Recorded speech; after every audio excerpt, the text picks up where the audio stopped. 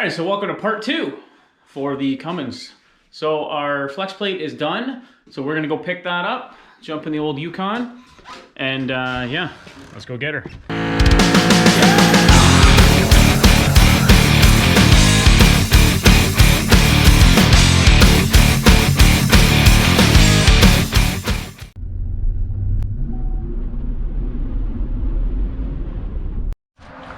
All right, guys, so we got our flex plate and our oil pan back, and here's what we got. So now you can see the snout fits all the way through, and our holes are lining up. There's no gap between the flex plate and the torque converter anymore, so all that is good. Here's our oil pan as well, all TIG welded up. Beautiful. Throw a coat of paint on that so she won't rust, and we'll be good. Actually, you'll probably rubber rocker guard the whole oil pan.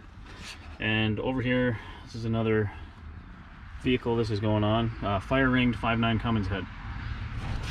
So let's get all this stuff cleaned up, painted up, and we'll get the engine and the tranny back in the truck. All right, so we got our flex plate all mounted up in here.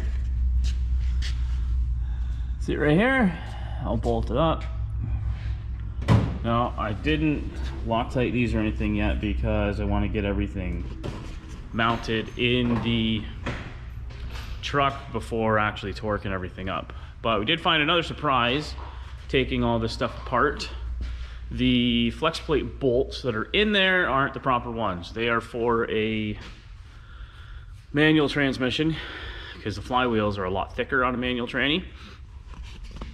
So as you can see, this is what was in here with these just mild steel flat washers and lock washers. And as you can see on this one here and all of them, they are worn in and grooved. So luckily, I have an 07 Cummins that is mine sitting on the floor. And so I just grabbed the flex plate bolt. So I just grabbed the flex plate bolts off of it. Because what I thought was happening for having these on here was these bolts were too long and they were bottoming out and weren't tightening up, which is exactly what was happening. So I got the bolts out of my engine, and I also have this hardened ring that goes under the bolts so they won't back out. We also got our oil pan all fixed up, rocker guarded, so won't have any troubles with that anymore. Rusting out. So now we just got to bolt everything up, get the converter and in the transmission, and get the tranny mounted onto it. And then once everything fits good, then we'll throw it back in the vehicle. So let's get this pan on and get the tranny done. All right, so doing ourselves a test fit, make sure everything is bolted up and free spinning. So we got some bolts in the bell housing here, and everything's bolted up in here. You want to spin it over a little bit? And everything's working good. So no more binding. No more binding in the bell housing. No more torque converter fitment issues. Everything's in there, spinning good. We did find one other issue though. Just looking at it, the side tappet cover gasket, which is this plate that sits behind the injection pump and the fuel filter. These gaskets are really bad for cracking and then they start leaking. So you can see all the cracks in it. So we figure it's better just to change it now while it's out of the truck rather than a month from now when it starts to leak. So we're gonna get this injection pump off, fuel filter off and lines off, and swap that out.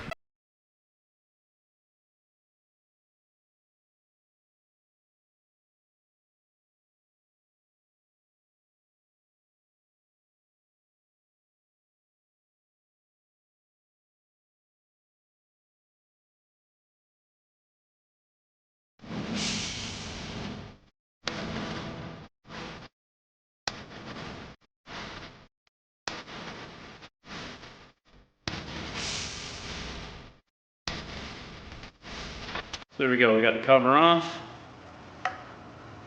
So down in here You can see some cracks starting to go into the sealing surface, so probably wouldn't have been too long before she was leaking. So now let's get this old one off, get it cleaned up. Put a little skim of silicone on it, just a little wee bit, just to make sure we're not gonna have any leaks, because doing this in the truck is kind of a pain in the butt.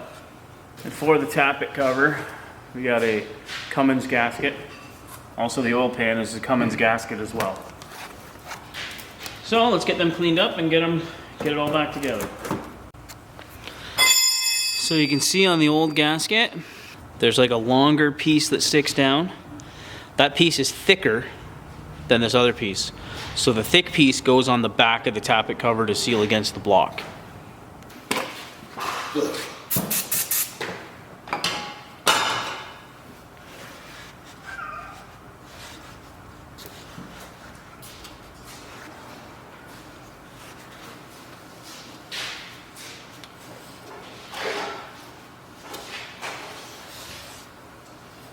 So we got a new gasket on.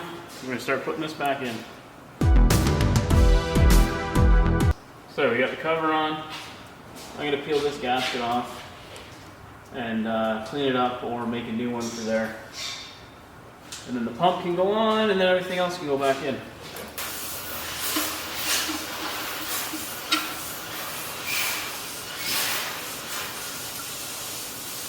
Alright, so we got ourselves a new gasket made up. So, just gotta clean this flange off. There's a little bit of silicone on there that I just gotta clean off. Then I'll probably put like a little skim on here, put her on, put a little skim on there, throw the pump on, and start hooking these lines back up. Alright, so the pump can go back on. And you can see it is keyed right here. So there's really only one way it'll go on.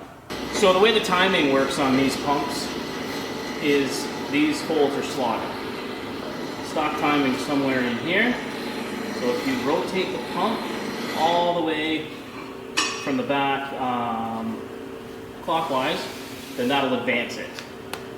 Doesn't really give you an exact measurement of how far it's going to be advanced, but it will give you a little better spool up, a little better fuel mileage, stuff like that. So we're going to go ahead and advance this pump, so we rotate it clockwise from the back and so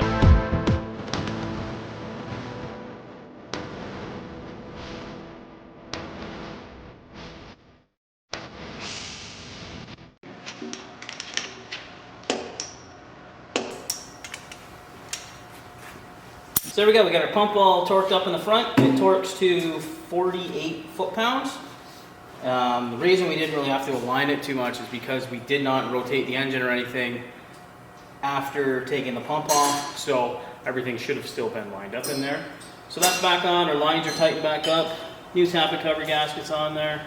So now we got to do our oil pan, so we'll get that done. Again, we got another Cummins gasket for that, and let's get it cleaned up and get her put back together. So after reassessing the oil pan to differential clearance, we decided to put the engine back on, the engine stand and re-notch the pan.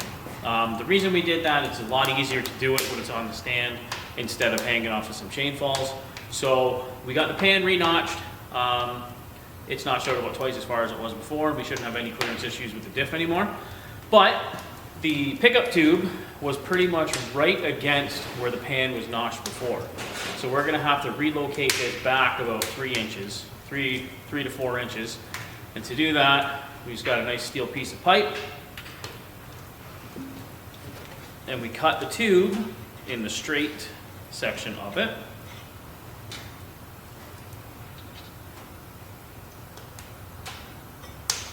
So we're just gonna take this piece of pipe, weld it on there like that, and then on here, like so. Cut this piece off,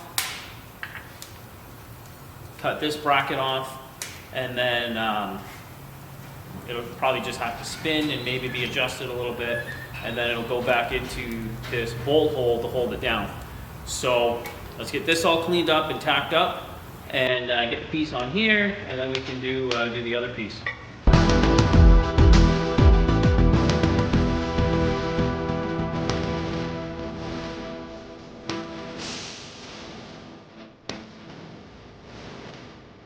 there, so it's all tacked up. Now, we don't need the jigging stuff anymore to hold it in place. Just gotta go around with some filler rod and weld it all up. We got our draw tube put back in. We cut this brace off and welded it back on so it'll hold, and our extension's in there. So this is all good, ready to go. We made a new gasket for the pickup tube on the bottom there. So now we got our pan done.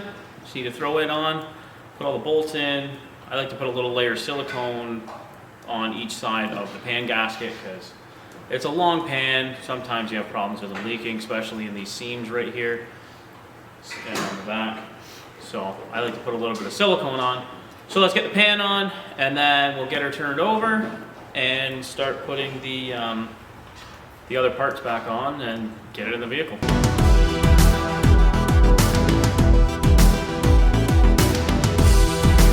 So now we got our oil pan on, suction tube is extended, and we're going to be moving on to some more stuff on the engine, like doing the coolant lines, turbo lines, stuff like that.